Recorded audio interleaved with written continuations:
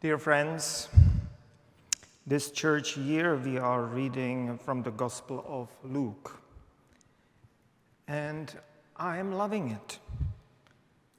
I have a deep appreciation for Evangelist Luke. His Gospel speaks to me, and I believe his Gospel speaks powerfully also to our own time. A few Sundays ago, I called Luke's Gospel the DEI, Diversity, Equity, and Inclusion Gospel, because of his deep sensitivity and inclusion of all kinds of people, of all different nationalities, and of course, in a predominantly patriarchal society, inclusion of women. Quite unlikely for that time. Our two parables today are perfect example of that.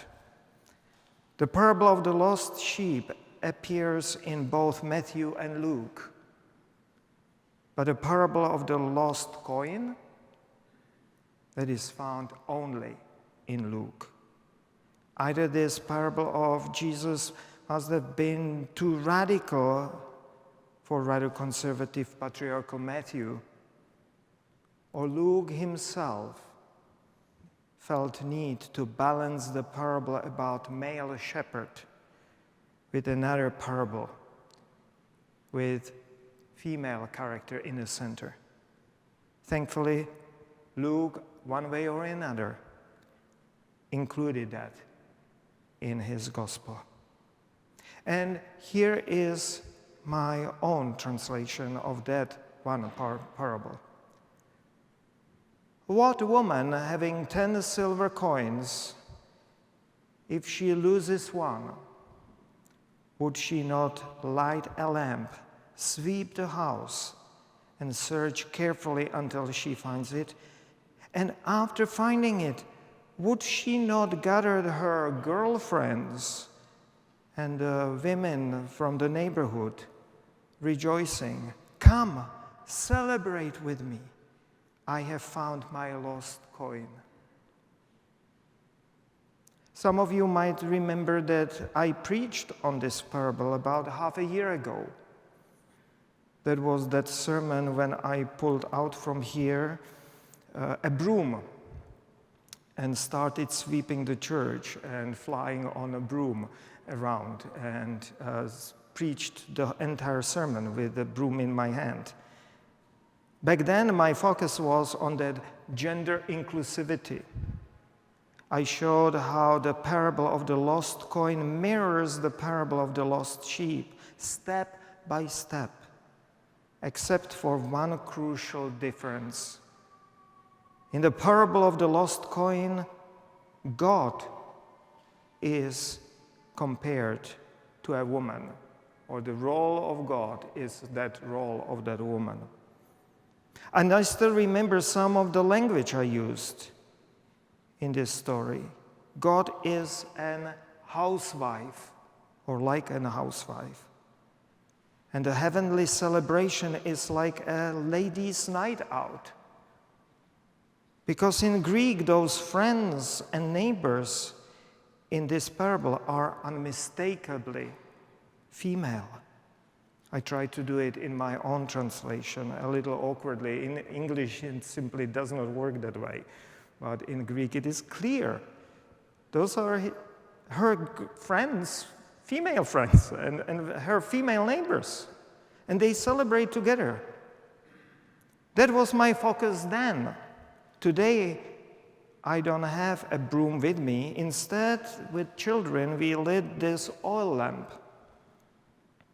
Because today I want us to notice something else. I started to talk about it with children. Something about the radical, exuberant nature of divine love. You see, even a short parable has layers and upon layers of meaning. And to understand it, we need to hear it in its historical context. This woman loses one of her 10 silver coins. And what does she do? She lights an oil lamp. Now, Palestinian houses were clearly dark, with only a few small windows, maybe just one. So lighting a lamp makes sense, right? But still, isn't it curious that Jesus or Luke even mention it, and why? And why there is such a narrative emphasis on this? Why?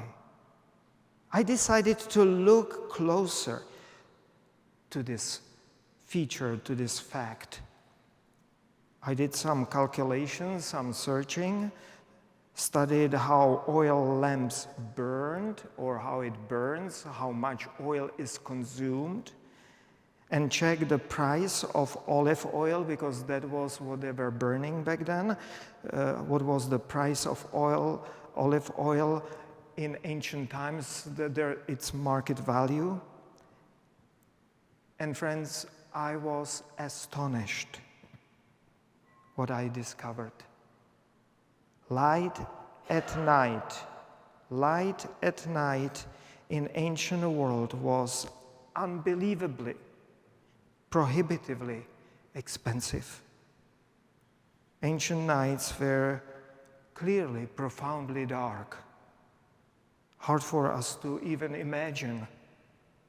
Today we have exactly opposite problem with light pollution. Astronomers will tell you, that's the main problem, that there is so much light all around. They could not see stars.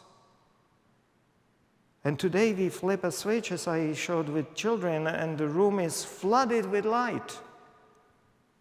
But in antiquity, if you wanted the brightness of roughly single 60-watt bulb, that's that regular small bulb at home, for one evening, it would take dozens of oil lamps burning through that period of time.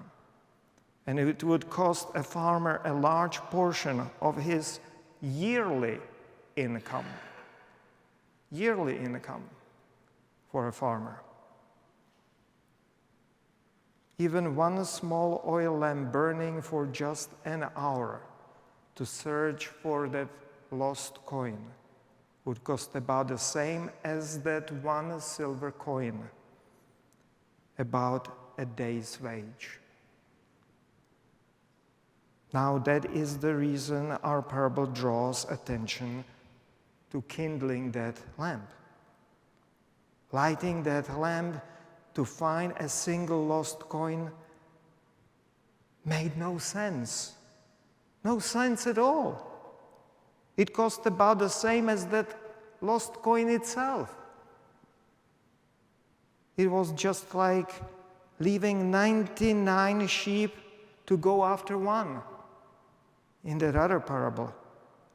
That makes no sense either.